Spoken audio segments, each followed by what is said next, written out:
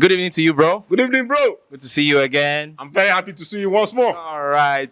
Wow, an amazing win for Arsenal against Manchester City. Last minute winner. So I'd like to get your thoughts on this amazing victory for the Gunners. Yeah, in the scriptures, they say that it's time for everything. Sure. A time to sow and a time to reap. So this time around, Arsenal has reaped what they've sown for over the years, and especially Mikel Arteta. Because out of the 24 teams that Mikel Arteta has met, he has beaten 23. Yeah, in the Premier League, he has beaten 23 aside one team. And that team happens to be Manchester City. So for 12 runs of losses, today they were able to get a win.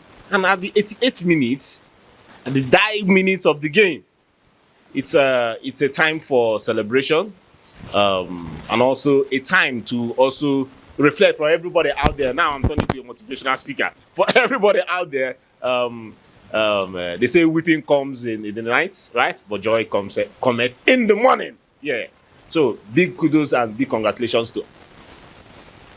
I will also say this. In football, there must be an element of luck. Element of luck. Did you see that ball that Lewis scored? Although the referee had gone ahead to blow the whistle. Just imagine that whistle was not blown. The young lad could have scored his goal. Even when he was pushed, he was still moving on the floor. Until he still picked up the ball, but the referee has blown though. But you find out that extra push that he had made way for him. That he still just sluggishly just tapped the ball in. So that's one thing with football. And we also saw the situation where Rice, who was magnificent today. Today was more like, yes, Arsenal has played Man City before the season, as in during the cutting race at the Community Shield. But today was that test of fists, and Arsenal came out victorious. And there is one thing particular about today's game.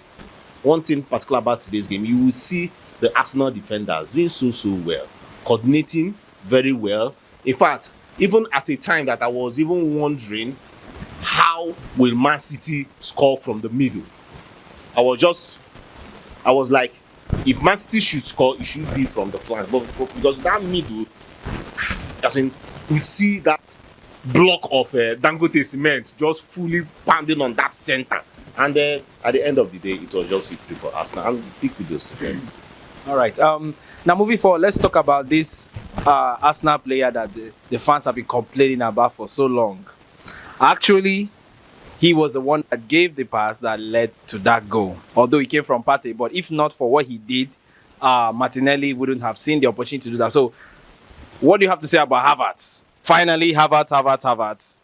Yes, big kudos. An assist is an assist, whether it was or from the shoulder or from the hair or from the buttocks. An assist is an assist. But we also need to make this clear. It was a teamwork.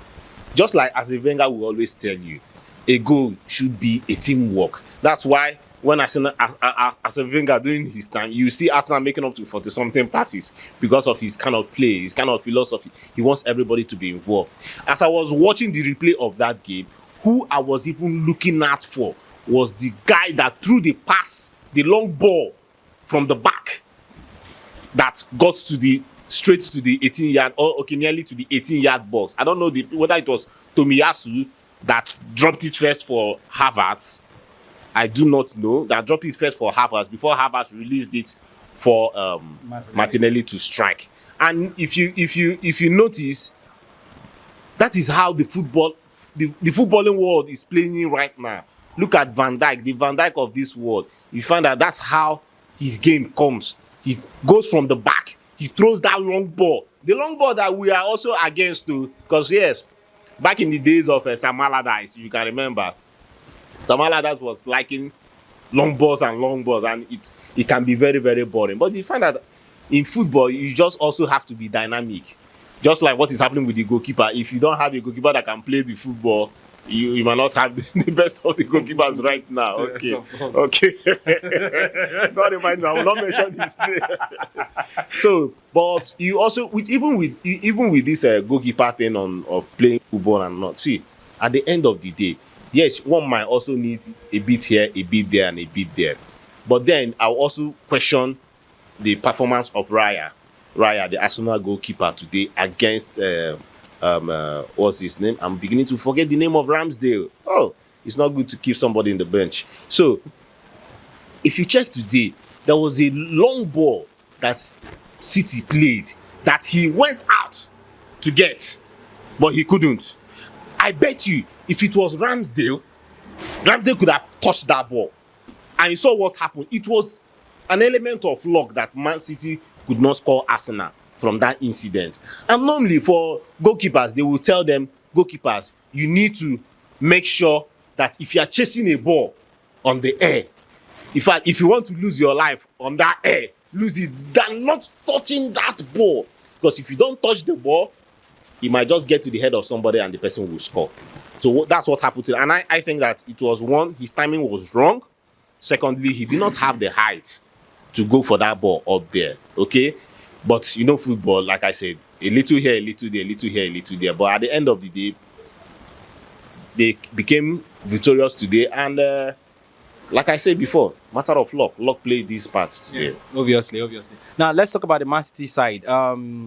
We know that they were without a number of players, same as Arsenal too, because Saka was. In fact, many people were like, "Is the Arsenal are done for?" But somehow they found a way to pull through.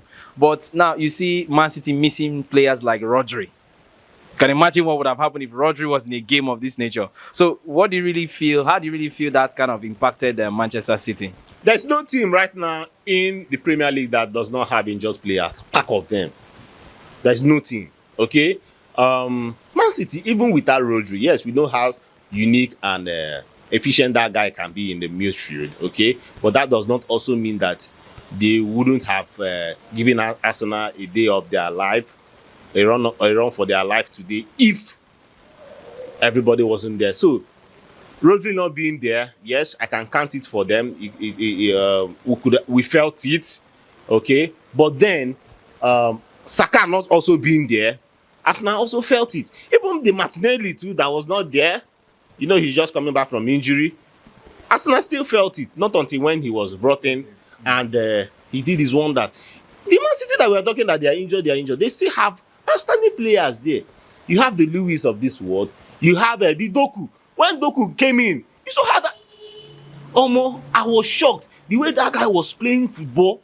The way he was making his runs, and I was like, why did they keep him behind? Well, you know, coaches, I'm not Pep Guardiola. Pep Guardiola is arguably the best coach in the world. But then when he was brought in, the guy made so much remarkable impact as he came in. But then when the goal now happened, it's like he was now running like Ikedia of Nigeria that would just be running faster than the ball. And you also saw where he was nutmegged by Martinelli. And I think that nutmeg was the full time for him. I did not see him do anything spectacular anymore after that nutmeg. But yeah, that's football for you. All right. With this kind of performances, obviously Manchester City are the defending Premier League champions. And they got beat tonight by the Gunners. So do you see this as a step forward for them in actualizing their dream of finally winning this season? No, there's still a whole lot of time. Wow. I think this should be the 8th. Is it? The 8th. Match day 8. Yeah, it is match day 8. Match day 8, and you have 30 more games to go. Come on.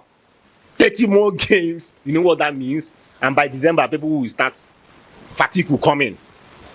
By December, fatigue will come in. So, man, there is still a whole lot of time. So that means just about a quarter of the Premier League has been played, okay? And even it was match day night, it could have been exactly a quarter pack of match has been played.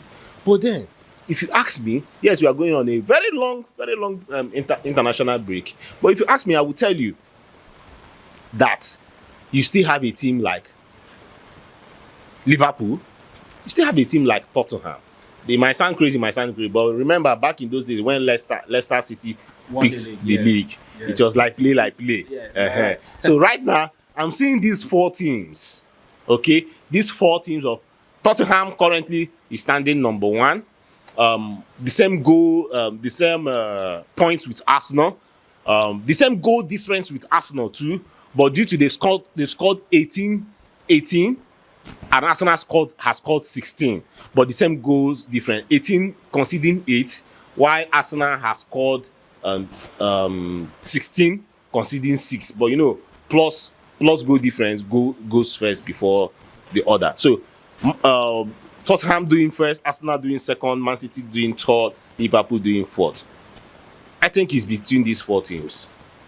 I'm sorry to, why would I say sorry to Chelsea fans? I'm sorry to, which other people will I say sorry to? All of them are down there. Yeah, one might be like, okay, come on, it's only 5 points that people are shouting. But then, that is mega point, because some persons are saying, okay, Liverpool and Manchester United, the points is just few. I mean, yes, 2 games of losses by Liverpool if we win 2, just doing their permutations. But that aside, it's been a wonderful match day 1 to 8. It's been so unique. We've not seen the Premier League in this format. Exactly. We've not. That Tottenham, after match day 8, will be topping the league. Amazing. It is magnificent. It is something that have not been done in, I can't mention the years, man. Yeah. All right. Moving on from there, I'd like to ask you one last question, and that's Arsenal's involvement in Champions League.